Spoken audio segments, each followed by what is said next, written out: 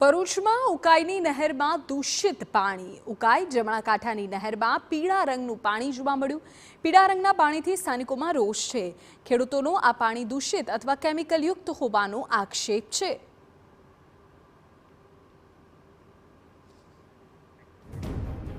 દ્રશ્યમાં જોઈ શકાય છે કે કેવું પાણી અત્યારે ત્યાં વહી રહ્યું છે.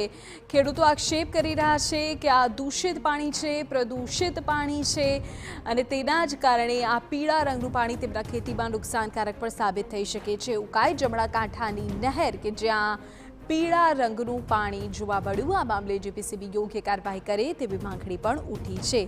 કેમિકલયુક્ત જે પદાર્થો છે તે ઠાલવવામાં આવતા હોય અને તેના કારણે પાણીનો રંગ પીળો થયો હોય એ પ્રકારની શક્યતાઓ વ્યક્ત કરવામાં આવી રહી છે.